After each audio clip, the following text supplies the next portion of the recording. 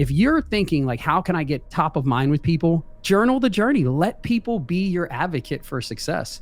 The point I have to make is they're mine. Doesn't really matter. What matters is I made a decision, and that was that. I understand that like if it doesn't pop in 3 minutes, we act like the microwave's broken. But the reality to it is this takes work, and all you need is a commitment to the work over and over and over again. The person that says, I'm thinking about quitting, my advice to you is wait till you achieve your goal and then decide if it's still worth quitting.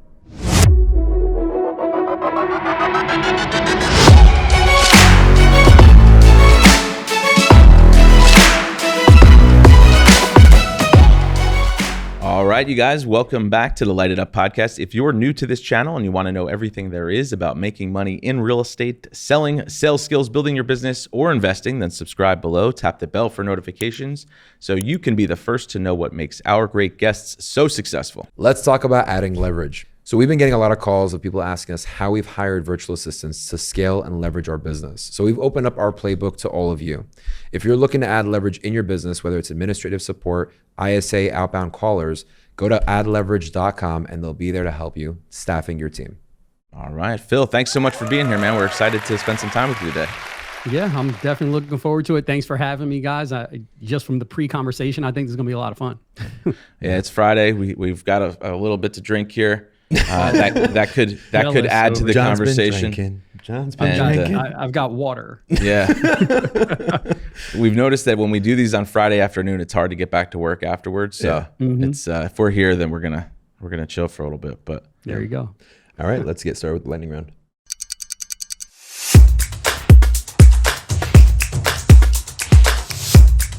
Audio Jungle. All right, first question. So we didn't even prep you for this, Phil, but we're gonna ask you a few icebreakers just to get to know you a little bit better. All right. This is an easy one. Who in your life inspires you to be better? It's going to sound cliche and corny. It's my wife and kids. I think that the reason is because my kids didn't ask to be here, and my wife trusted me. So it's like I feel obligated to be my absolute best for them. And then ultimately, I guess if people learn my story, like I don't have a dad, so I'm in a position where I don't have a great example of, I have a stepdad now. He's a fantastic freaking example, but outside of him, I didn't have an example of how to do this right. So constantly having to make myself the best me possible for the people that count on me is super important. So they, by default, consistently inspire me to do better and push harder and grind deeper, but also not lose sight of why I'm doing it. Because I think a lot of people can fall into the trap of like, I'm working. And I just don't ever want to be that. I'm a very, very hard worker, but I understand why I'm doing it. Yeah. I like that. Love it. Yeah. All right. What's the worst job you've ever had? What's the worst job I ever had? Holy smokes. This is weird because I don't think I've ever had a terrible job. I used to have a bunch of jobs as a kid, but I've only worked one job as an adult. Outside of that, I started my first company when I was 17. Nice. Outside of 1 year working a traditional job, I didn't have any other real like jobs. I've never had a worst job. It sounds crazy to say, but I've just always appreciated being able to work. So yeah, I don't have one. Yeah. Sorry. It's the attitude of gratitude that carries along. So that's a clear indicator there. There you go. Yeah. Well, I'm going to turn it to Kiro now. What's your worst job? I don't think I've ever heard. My worst job I've ever had? Yeah. I got Working fired with you, John. Yeah. Actually, applause. Phil, thank you. I got fired from in Hoboken. They were doing this thing for a lady named Beth Mason to be for mayor, and I figured out a loophole in the system. So I got a bunch of my friends to come, and we all went there, and I was just chilling the whole time. I got caught. He fired me the same day. I went back the next day, changed my hairstyle, and then I got rehired again. He couldn't even say, because you got paid like $75 just to show up. That doesn't sound like the worst job. It sounds like, but that was the worst thing. It's because you had to like. They sounds like you were the worst to them. Whatever. I figured out a way. Yeah, I think you didn't understand the question. Yeah, I'm in the same. We're gonna let you at it. We're gonna let you out of that one. Fair. Yeah. All right. So Phil, if you could keep only 3 things from your home, what would they be and why? 3 things from my home. You're not talking like animals or people, right? Just physical things. We'll let you, I guess, do whatever you. So I'm going to exclude my wife and kids. Yeah. Okay. So I take my 2 dogs and then I Probably my theater room. Yeah, my theater room. I'd take that with me. Yeah, That's cool. I can imagine you lugging it. Like I need this. I really need it. Come on. My theater room. Yeah. All right, cool. So, Last question. If you could I got spend, weird answers. by the way, excluding wife and kids, I'm glad you prefaced it with that too, by the way. Yeah. just starting it. If you could spend a whole day with someone dead or alive, who would it be and why? This is gonna sound nuts, but my mom at about 20 years old. Oh, that's Yeah. cool. I want to know what got us here, what made sense, like why the decisions you made, all of them. Not that she made bad decisions. I want to understand. I think a lot of my past I'm very unaware of, like being able to sit with my 20-year-old mom and just ask questions about like what, my mother moved here from Haiti and she didn't speak English. My aunts who she lived with, she taught them English from going to school. Like, man, that must have been both exciting as heck and scary as can be. And I want to know, I want to understand that. That's really cool. Yeah. A lot of people have told us, my father passed away when I was a kid. It'd be nice to spend a day with him or, At a specific age, that's pretty. But at a different age, it's sort of a cool way to look at it. Yeah. But what's neat that you guys asked that question? My mom's alive and I've never asked her. Yeah. And it just made me say, man, maybe I should just go take my mom to lunch and How was it dig in. being 20 years old? Yeah, and going through that. yeah. How old? Thank you. Well, what's even cooler is she'll give you a different answer today than she would have given you when you were younger. Because there's You're a right. lot more she'll share with you today than she, Yeah, you're right. Like I thought my mom was like a real goody two shoes growing up. And then she told me, as I got older, something she got That party lame. No, they were going to some Beatles concert and really? somebody was screaming and yelling and something in a limo and they got in trouble with drinking and I don't know, but it had to do with the Beatles. Kathleen did this? Had to do with the Beatles. I had some stories that my mom and my aunts and uncles told me that I cannot say on this podcast that blew my mind. Yeah. Just blew my mind. I'm like, what? Yeah. You guys were those people? Well, that's my mom's side. My dad's side, those stories I can't share. Yeah. No, you gotta love that. So, how old were you guys? So, you guys you were first generation, or you said you were born here? So I'm first gen. Me and my brothers were born here. My mom, my aunts, uncles, they all moved here from Haiti when they were younger. Got it. Okay, awesome. So, how was it having immigrant family? Like I come from the same background. So, how was that growing up? It was unique because we're from New York. We moved to Maryland when we were pretty young, and the mistake I think that was done was that we were hyper Americanized, and I think it created a situation where we sort of lost touch with culture and like where we were really like what made us us. I'm not mad about it. It's just the reality of it. I would say that like if I had to do it all over again, I would have really loved to stay in closer touch with the roots that made us us. Because we moved to Pasadena, Maryland, and it was a whole different world than living in Long Island, New York. It's just not at all the same space. But yeah, I think it was great because some of the things that my friends' parents did, like it just didn't even compute to me. Like it was never a perspective. But one thing that I love, especially about my mom, is that my mom just never saw anyone's color.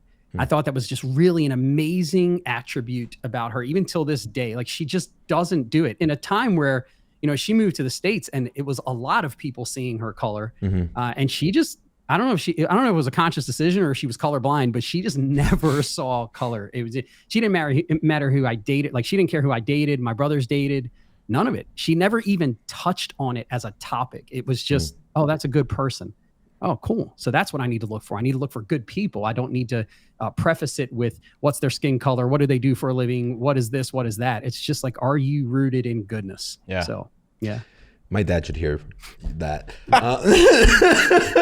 He's like, she's going to steal your organs, I swear. That's exactly what she's going to do. I don't think, well, correct me if I'm wrong. It's not so much about race, but your father wants you with an Egyptian girl. Yeah, that's the way it works. Yeah. He's very deep-rooted. That's what's helpful. So how did you stumble upon real estate and how old were you at that time? I got originally into real estate through my mom. I was working and one day she owned a mortgage company, her and one of my aunts. And she said, look, I want you to come to Florida with us. We're going to take our company on a vacation. And we were sitting in Rainforest Cafe and she sat me down next to her. And she's like, during dinner, she's like, hey, so that guy made this much this week. That lady made that much this week. That guy made this much this week. That Monday I was working for my mom. That's it. We're done. Yeah. We're out of here. Doing mortgages? Yeah, I was doing mortgages for her. Yeah. So later, my wife and I moved to Florida, and I started my own mortgage company. I ended up owning 2 mortgage companies. And then I got out of the industry for about 10 years. I was in direct sales. I did very, very well, sold that business.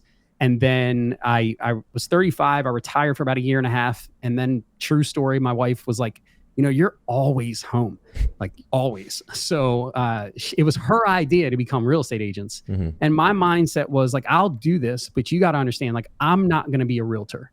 I'm going to be a business owner in real estate. Yeah. And that's the approach I'm going to take. I've always had an entrepreneurial spirit and mindset. So that's the route I'm going to go. And here we are in year 7 or 8. And it's been a heck of a freaking journey. And I mean, it's been up, down, everything else, but it's been such a beautiful journey. I think a lot of it is because of the mindset we took when we got started, but also we're surrounded by some great humans. Like our team pretty much consists of incredible people.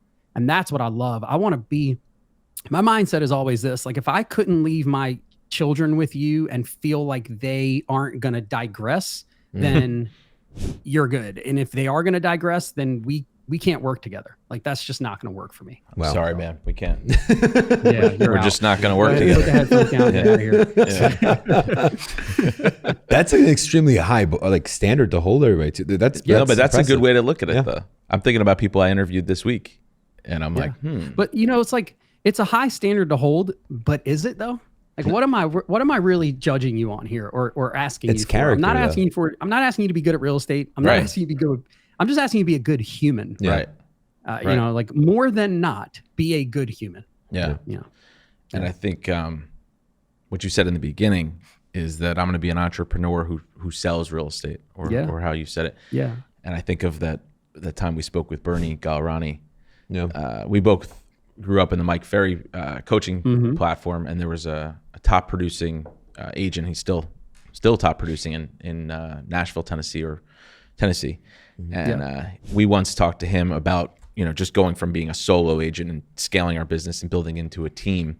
And he said the number one thing you have to do is just stop thinking like a damn realtor. He's like, you have to think like a business owner who sells real estate, because this business, that we're all in. I hate to use the word blessed because I feel like everybody says it these days, but we are blessed to be in a business where you can make an insane amount of money, just by helping people, right? Yeah. As cliche as that sounds, but it's true. Yeah. Yeah. So that's pretty insane. The biggest difference though, from running a mortgage business to running a real estate business is one is like heavily reliant, correct me if I'm wrong, on referrals and relationships. The other one, you can say somewhat similar, but there has to be like a hunter mindset where somebody's like more outbound, right? Yeah, certainly. I completely agree with you.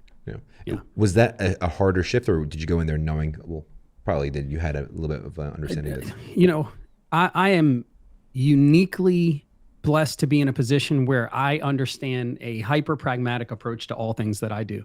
So when we decided to get into this field, as agents, one of the first things I did was I just researched, what is it really like? What are the ups? What are the downs? What's the in-betweens? And then I accepted it. And I think a lot of realtors have a very hard time accepting that you're going to work with a client for 7 months and then you're going to call them one day and they're going to buy a house with someone else. Yeah. So for me, it's like, dude, all these things are going to happen, good, bad, and different. Why are you so surprised? So I don't get shocked by things that happen like that. And the ones that are super crazy, all right, I'm going to have a little bit of a 5-minute pity party, but then I'm going to just get up and keep hustling. Yeah. But I think that's the mindset from, again, starting my first company at 17 years old. So like I've always had this kill what you eat mindset, and that's forced me to accept the truth of what it is to be an entrepreneur as opposed to the Instagram depiction of what it is to be an entrepreneur. Yeah. No, I like that. That's well said. Yeah. Can you walk us through your journey from starting it from inception? Like what were some of the infrastructure parts that you put into play till where you guys are now? The first thing that I did was I realized that I had never been a real estate agent before, and I accepted that. So the very first move I made was I said to myself, I understand branding and marketing. I do not understand how to be a realtor. I need to find a way to get business from people that already understand the real estate process, but haven't had success. because I believe that marketing is what most people are missing when they don't have success selling their home. So I said, well, what should I do? I'm just going to call expired listings. They partnered with an agent. It didn't work out. They learned the process. Why didn't it work out? Most of the time it's marketing. So all I got to do is say, lack of, yeah. okay, let me show you how we market. So in Maryland, you got to be a solo agent for 3 years before you can start a team. So or a team agent, whatever. You just can't be a team leader, right? That was the first approach. So Monday through Friday for 1 year straight, I committed 8 o'clock to 10 o'clock. I'm calling expired listings. That's it. Monday through Friday, 8 to 10, no breaks, no days off. Christmas doesn't matter. And I mean that, like every single Monday through Friday for a year. I also committed to 2 to 4 open houses per month for an entire year. I said, this is how I'm going to build my business. And then I said, look, those are going to be my hustle pillars. I need a top of mind pillar. So I said, I'm going to get good at this video stuff. I'm going to get good at social media. I'm just going to keep putting myself out there. I had a lot of people look at me and say, oh man, Phil's a realtor now. Yeah, you're damn right I am. Right? Oh, Phil this, Phil that. Yes. And I'm proud of it. Like, I'm not here to hide anything. I'm here to say, watch me, like watch my journey, not watch me like from an egotistical standpoint, but instead watch my actual journey. In fact, I teach people now, if you're thinking like, how can I get top of mind with people? Get big on social, journaling your journey. Just journal your journey. Show people every aspect of what you're doing, your wins and your losses. Because I believe we live in a world where people love to root on an underdog. They want you to win. It's only when you've won that they want to tear you down. It's true. So so journal the journey. Let people be your advocate for success. I started that route my first year. I sold 38 homes. I did 12 million in volume and around 300,000 in GCI.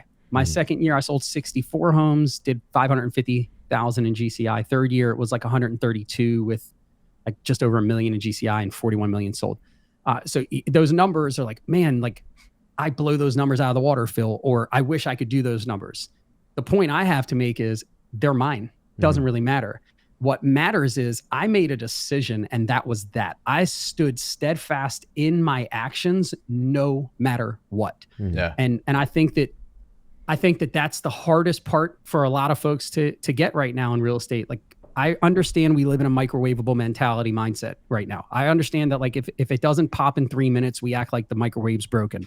But the reality to it is this takes work, and all you need is a commitment to the work over and over and over again.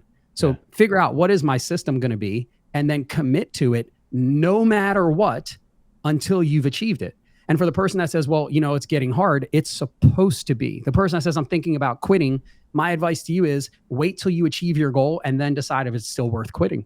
Yeah. Like, don't quit on your way up. Quit when you've done it. If you feel like I've done it and I don't want to do it anymore, quit.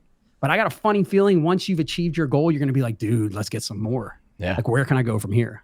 So That's solid. Well said. yeah. So then after year 3, you hit the $1 million GCI. At that point in time, when did it come to mind where you're like, all right, I'm going to start a team and I'm going to start scaling this? Yeah. So year four, we started a team. The whole mindset with the team was, look, I know what I can do. Let me see if I can transfer my skills. I get that I have figured this out for myself, but for me, like being such a service-based mindset person, it didn't mean as much to me until I could prove to myself that I could transfer those skills to other people. And it was really neat because, man, those first few years of having a team, like watching people that had like minor success blow up or brand new to the industry blow up. It was just like, this is amazing. Not only can we teach people to do it, but we can pick the right people that will actually do the work. Yeah. Right. And yeah, everyone doesn't stay with you, but that's not what it's about, man. It's about just watching people succeed so that they can live out their successes and being happy for them in the process. Yeah. If my math serves me right, the time you started the team was around 2020. So Say again? Was that 2020 when you started the team?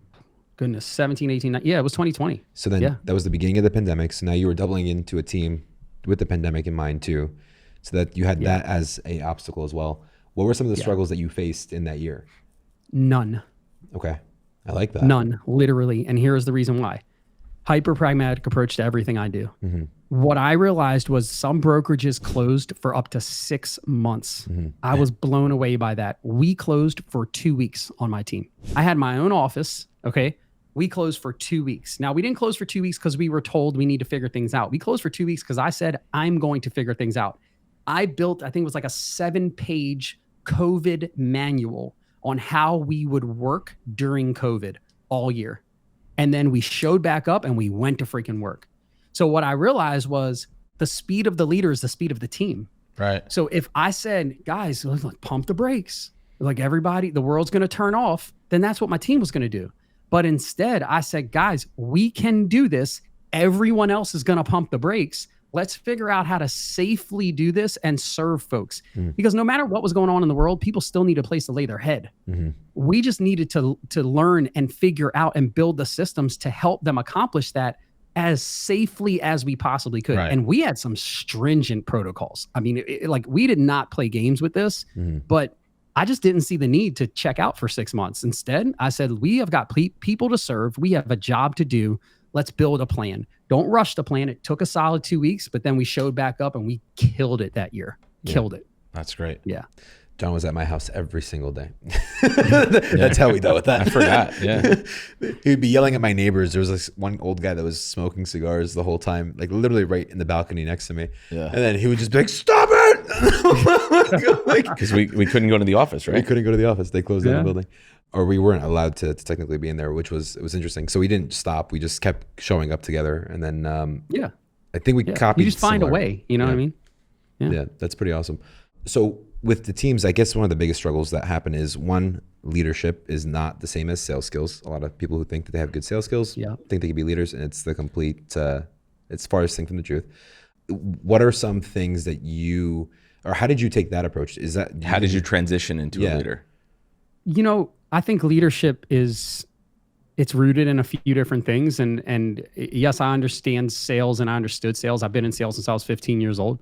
And I think that leaders are consistently groomed for leadership, whether they realize it's happening or not. I mean, I remember in high school, the first inkling of, wow, I could actually be a leader came from a guidance counselor whose name, I feel terrible, I don't remember her name, but it was like 10th grade. And she came up to me and she said, you know what? You're just going to be an incredible leader one day. And it was out of the blue. Like I'm walking down the hallway. Now, I don't remember her name, but I can picture her face. And I remember distinctively her just coming up to me and sharing that. And then she walked away, but it never left me. So I think making that transition in leadership is understanding that leadership comes from a state and a place of empathy first. It really, really does, because I can want to lead you and I can truly have your best interest in mind. But if I'm not willing to be empathetic to where you are, the place you are now, the places you want to go, where your mind is, your heart is, in every aspect of life right now, that I'm not leading you, I'm pushing you. And there's a difference. Yeah. So I think leadership first comes from a state of empathy. And then the second thing is you have to just kill your ego. And I don't mean you like, don't be arrogant and things like that, because that's a typical ego play. But I mean like, feel better about success for someone else than you feel about success for you. And that's when you're really becoming a leader. And then the next thing I would say is listen, like really listen to people. Don't listen with the intention of speaking. Listen with the intention of understanding, which I think a lot of people that call themselves leaders just don't do that, because you must know the best. You're the leader, you're in charge, so you must know the best. Well, look, you might know the best, you might know the most, but it might also not be the best or the most for the person you're talking with, because you're not understanding their perspective. And that leans right back, it circles back to empathy. Yeah. So Phil Jones told me empathy, his definition is caring about what the people you care about care about. Like when you can do that with no bias, when you can truly care about what the people you care about with no bias, just eliminating your own perspective, I think you're on your way. I think that's really where leadership steps in. Yeah. And then the last part I would give you guys is being willing to sacrifice, because the leaders sacrifice every single day. I've been a sports coach. I just stopped coaching about a year and a half ago, but I coached for 19 years. Wow. What did you coach? From soccer, baseball, basketball, football, all of it. And one rule that I learned was the kids never actually had to come to the games, but I did. And just accepting that the leader always has to show up. Yeah. Cut and dry. The leader's got to be there. I'm not taking a vacation in July in the middle of the season. Yeah. Just not doing it. Now, look, half the kids ain't going to be there, but I'm going to be there. It's just the leader has to show up. Yeah. So, yeah. That is, I like the way you broke it down. It's resonates very, very, very, very well. Yeah. Thanks. So what are some things you guys are doing in your business this year? Like us, I imagine your market and your business has changed this year a little bit. What are some things you guys are doing this year that's working? Recruiting. I think that's the biggest thing. We're making such a strong effort to recruit more agents. I think that we're in this unique place where agents are looking for a proper fit. I think agents are becoming wiser to getting sold a bill of goods, and they want to know that they're somewhere where they're actually going to have the potential to grow. They're going to get consistent training, and they are cared about. They're more than a number on a team or in a brokerage. So we are spending a ton of energy, a ton of time recruiting. The other thing that we actually were just yesterday, I was talking with my marketing director about is we're just getting back to focusing on controlling the market, and controlling the market for us comes from owning the listings.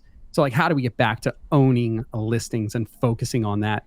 And then the last part is we are giving back to agents in big ways. And one of those ways is like with our media manager, he's shooting all video content, one big day of batch shooting every single month. So where you give professional video content to our agents that they can promote and build their brand around. Like a lot of real estate teams I found, it's like, I'm the team leader, so you're going to see me. Right. I don't want to be that person. You're going to see me because I'm going to put out my own content, Right. but I want to build agent content. I want to build an agent's tribe, because the reality is your people are going to work with you. They're not going to work. They were never going to work with me. So why am I trying to convince them to work with me as opposed to teach you how to show them that you know what you're doing enough so that they trust you to work with you? Yeah. Like, I don't need to be the star of the show. I just want one of my folks to be the star of the show. So that's solid. I like that.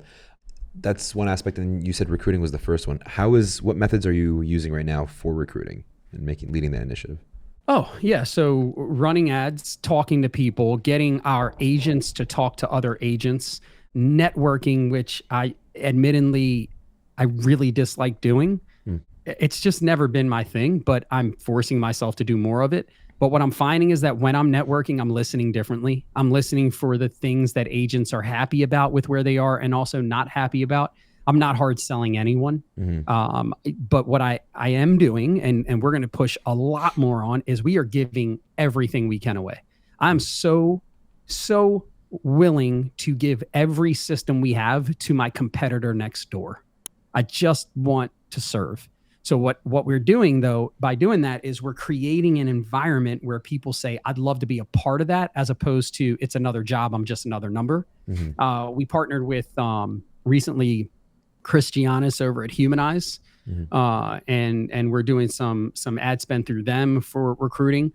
We've got some new ads running, new video ads, new in-stream ads, new Big Brother tracking ads that we're running for recruiting. I mean, we're just everything. Like every way we can do it, man. We're like out there saying, hey, we've got this great 4,000 square foot office with incredible humans, with support staff and everything else. And we want great people. We'll teach you to be a real estate agent, but you got to be a great person first. Yeah. So when we're interviewing, we've shifted. I mean, we now do a phone screening. You pass the phone screening, you come in for an in-face interview. You pass the in-person interview, you go to what we used to just jump you into onboarding. We changed all of it. We call it a boot camp. We take you through a 2-day boot camp. At the end of the 2-day boot camp, we decide if you fit. And if you fit, then we onboard you to the team. Yeah. It's no longer, and here's the logic there. Pretty much everyone is the perfect person in an interview. Yeah. Like, that's our biggest I've never had someone like they don't interview and show you their worst. Well, remember, like, and you're interviewing salespeople, right? And you're interviewing. Yeah, thank you. Yeah, I'm actively getting sold here. Exactly. Right? So it's like, what can we do to break down those barriers so that you can show me who are you really? Yeah. Again, like, JW Marriott was asked, how do you train people to be so great? And he's like, look, we don't. We hire great people and train them to do a job. And when I heard that, I'm like, dude, what am I doing? Yeah. Even my marketing director, true story, she worked at a car wash that I frequented every day. We were looking for a marketing assistant. I said to my wife, we interviewed people with tons of marketing background. Nothing was working. I said to my wife, we have to interview this young lady. She's like, why? I said, because you got to understand, I get my car washed every single day. We live in Maryland. It's 100 degrees outside, it's 80 degrees outside, or it's 30 degrees outside. And this young lady is always outside, and I've never seen her not smile. Literally never pulled up my car and not seen her smile. Yeah. No one's that happy. We at least need to interview her. Yeah. No BS, guys. We interviewed her. She walked out. I said to my wife, what do you think? My wife said, well, what are you doing? I would have hired her right then. I said, done. I got up. I ran out of the room after her, ran down the alleyway. I said, come back. You're hired. And then, bam. That's awesome. And now she's our marketing director. So it's just like, dude, like, let's look for people. I know I keep going back to that and service and people, but it's just, I live in this space and in this world where if I just surround myself by greatness, how can everything around me not be great? It's true. So, yeah. That's good. And I like how you said you end the interview process with the 2-day boot camp, because that's, Yes. I think that's one thing you and I have struggled with over the years. Is people interview really well. That first phone call is great. The in-person meeting's great. You know, these are well-trained salespeople that are good at what they do. Yep. But you don't really learn much about their work ethic or their skills until you actually can be sitting right next to them. So that 2-day boot camp is probably huge. I think another tip really for team leaders, if you're anything like me, is don't be in charge of firing. Our operations director handles all firing. She's on maternity leave right now. She comes back next week. I'm ridiculously fire happy about everybody. that. Can't wait for Monday. It's going to be a holiday for me. But when she comes back, she typically handles hiring and firing. And one of the things we talked about is like 30 days. Who did you show us you are over your first 30 days? And if that doesn't work, you're fired. And it's not that we're mean or terrible people, because the reality is if I remained in charge of firing, no one would ever get fired. Yeah. I am the worst person at firing because I just want to love you through it. I know we can find a way. I'm just going to hug you and love you through it. We're going to be good. Where Kelk, our ops director, is like, Phil, you're being stupid. This person told you who they were for 30 days and you keep pretending they're not talking to you. Yeah. So I'll fire them for you. So she handles that. So be okay with letting people go, because if they're not right for you, you're also probably not right for them. Yeah. No, that's solid. We always used to say we try to look for the right people, or what we said right people, and then we put them in the seats. Right seats. Yeah, we put them in the right seats from there. But I never embraced it to the point where you're saying it would just like you have to be a good person. We were just like, oh, we just want to see somebody who actually if you think wants about to make people that we've had success with over the years, like a Dana or Doreen or Kim, they all started with us in a different position than what they're doing right now, but they were great people, and that's why we've been with them for so long. But agents is like a different story completely. It's like I think if somebody's a good person, you know, you can.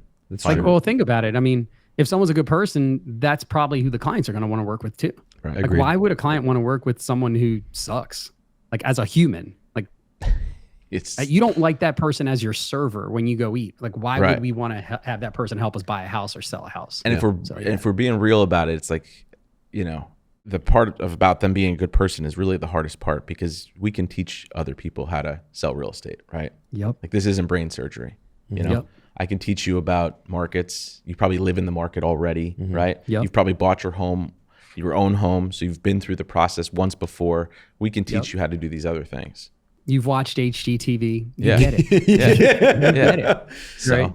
we'll teach you how to do some comps and go on appointments. And the key is, do you get how to actually serve, how to care, how to put other people first, how to work, you know, as hard as you can when no one's watching, right? How to treat humans that, like, maybe you don't believe deserve a certain type of treatment, but you treat them that way anyway. Like, do you get how to love on people and be great to people? That's who I want to be around. Yeah. If I wouldn't leave my children with you, then I'm not hiring you. I'm not working with you. If my kids come here after school, they walk to the office and I happen to step out and you're here. And then when my kids get home, I feel like they are worse because they spent 15 minutes with you. Why the hell do I want to spend a second with you? That's true. If this doesn't work. So you just got to have kids, I guess. No. What are you waiting for? What are you waiting for, boy? Awesome, Phil. So where are you right now in terms of with the team size? I think we have 20 some odd people on the team. I don't do the hiring typically. Kelk does, but I think we're in the mid 20s with the team.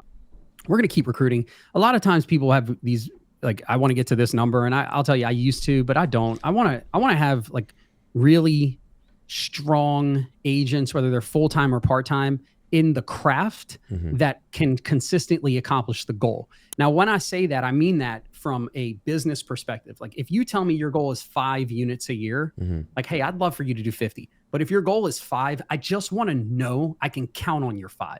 That's really my big thing. Whatever goal you set, I want to know that you will die on the sword if you have to accomplish the goal you set. And I'm never going to make you change your goal. It is yours. Now, look, you can be like one of our agents, Sarah Miller. One year, she's like, this is my goal. And I said, I wonder who's going to accomplish this goal in half a year. And she did it by July. Like, she accomplished her annual goal by July. I'm like, well, everyone else is screwed because now I know it's possible. So I'm counting on all of you to do the same thing. If Sarah can do it, so can you, right? Yeah. So it's this unique situation where I don't necessarily care what you set as your goal. I just want to know that when you say you're going to do it, you're going to do it, no matter what that takes. That's so different than so many team leaders. They're like, okay, you've been with us for 2 years. You now do 24 transactions. In year 3, it's 36. And don't act like we never tried to implement that. We did implement that. Well, but what are you doing? You're telling people, okay, you've been with us for 2 years. I no longer care what you think. You're going to do what I say. Right. And since I did that, you can do that. The problem was is that, exactly. Yeah. Well, so-and-so did it, but that's not what I want for myself. Right. That's not what I want for my life. So exactly, when does what I want become part of the overall plan and mission for the team? Because if we're a team, it should be I buy into the team's mission and the team buys into my mission. Yeah. So, right. Yeah. We had to take EOS to understand that their business planning is actually their business planning, where they're writing down how much money they want to earn and how many units that is to them, so they can live the lifestyle they want, not vice versa. So that was very educational. Is there any tell signs, like red flags, that you've noticed when, at least from your own experience, when you were involved with the interviewing process? Yeah. This is going to sound terrible, but your shoes. When I see people come in and their shoes don't match their outfit, the first thing I'm wondering is why. And when I say don't match their outfit, I mean, I don't mean, I've got some dope Jordans on. Let's see him. I'm wearing some. Let's see him. Okay. Oh, I like them. Pink Jordans on, rocking them. Right. So, I like that. So here's the deal. What I mean with shoes is, like, if you're in a suit, here, I'll give you an example. I had this guy come in with in a suit, button-up shirt untucked, with hot pink shoes on, hot pink, neon, hot pink shoes on. And I'm thinking to myself, like, I understand what you're doing. Your outfit is stylish to some people, but you didn't understand where you were going. I wasn't looking for stylish. I was looking for respectful. I want you to respect yourself. I want you to respect the environment you're walking into. And I want you to not try and be cool, but I want you to be real. That's what I'm looking for. When people are super nervous during an interview, I love it. Because when someone's nervous, it's really one of 2 reasons. They're not good with people, or they want it so damn bad, they just don't want to lose it. I'm willing to figure out which of those you are. I love when I get a nervous person. Another thing would be being late. Now, I'm admittedly not on time to a lot of things. I'm going to be honest with you. It's a fault I've had nearly my entire adult life. But dude, you're interviewing for a job and you're 15 minutes late with no call, no message, no nothing. You might as well just turn around. This ain't going to work. Yeah. Right. So it's just, and then when the other thing, this is the kicker. I ask 2 questions on pretty much every interview. It's one, if they're an agent, like, tell me about your last brokerage. Your immediate response is so important to me. It is. That's because if you're dogging them, you're going to dog us. Yeah. You don't work here. It doesn't fit. When you tell me about your last brokerage, you can tell me what didn't work, but something worked. You're there. Yeah. Like, you've been there this time. Something was positive. Why not share the blessing of that previous brokerage? And then the other thing is, I always ask, tell me about the best time you've ever had, like the best experience in your life. And when someone's like, having my kids, okay, what I just learned is you're not a great storyteller. You're not empathetic. You cannot connect. But when you say, oh man, that's a great question. Thanks for telling me. Thanks for asking me. Listen, I remember my first child. Like, when my first child was born, the whole experience was blah, blah, blah, blah, blah. And they go through it. And it's like they morphed into that space again. Yeah. That is beautiful. That's a person that can be empathetic, that can storytell, that can connect with people. So again, I'm not looking for your sales skills. I'm looking for your humanity. Yeah. That's what I'm looking for. So I love that. That's such a basic question, but it's not necessarily the question. It's about how they answer it. You nailed it. Yeah. Dude, that's awesome. Sweet. What's one thing that you'd like to leave the audience with? Dude, sometimes I talk and I feel like, man, this guy's just a walking freaking cliche. No, you're not. You're very Well, you did genuine. leave them with a lot. So, Yeah. you know. I think what I would leave people with is, if you know me on a personal level, you know that the person that I am today was not the person that I always was. One clear decision changed my entire life, and it was 22 years old, New Year's Eve, calling my cousin Chris and saying, "Hey, man, something to the likes of like, I'm done. I don't want to live this life anymore. I'm finished with it." And he thought I was going in the wrong direction, but really, what I told him was that, dude, I'm just gonna commit to serving people for 1 year. I'm gonna spend 1 year of my life, and I'm just gonna do things for other people 100%, no matter what it means for me. And a year and a half later, I lived such a drastically different life. You wouldn't even believe I was the same person that I was before. So what I'd leave people with is this: there's this idea that you've got to like kill and attack for success. And I would argue you need to serve your way into success. If you find a way to bless other people, to serve other people, to commit to other people, to execute for other people, to add value to other people with no intention of receiving anything back, but at the same time, you were always open and willing to receive, life just changes. It just becomes something so incredibly beautiful and amazing. And then you look back and you're like, dude, what was it? Oh my goodness. It was when I got out of my own way and I started giving back. And that changes everything. It changed everything for me. It really, really did. That's awesome. So, sounds like the book. You ever heard the book Servant Leader? oh yeah. Yeah. Somebody referenced that on a episode last week, maybe? Servant leader. Yep. I don't know where that came up.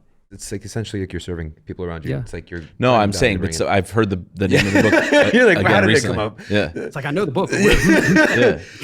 Phil, can you make us a promise? I don't know if you would put this on social media, but I'm very curious to know what your mom would say. Or at least if you do ask her, can you let us know if you do? If I do ask her, which I am going to ask her, you know what I'm going to do? I was just thinking it through. I'm going to invite her to come out on my boat for a day, just her and I. And I'm just going to anchor up and be like, look, I got you. Let's She's a talk. trapper. So you're going to trap her. You think there was a way out? Yeah. There's only one way. You want to go home? Or you answer these questions. But I'm your mom. I don't care. If someone wants to reach out and connect, what's the best way to do so? Definitely Instagram, Facebook. All of my social media accounts are at Phil Gerdes, PhilGerdes. But on YouTube, we are at TheGerdesTeam. So at Phil Gerdes or at TheGerdesTeam. Definitely link up, comment, send messages. I answer all my own messages. Sometimes it takes me a little bit of time, but yeah, I like to be the person that you're talking with. So definitely. Awesome, man. Well, thank you so much for spending some time with us course, today. man. We appreciate it. Yeah, I appreciate you guys. Thanks for doing this. Yeah, man. Of course.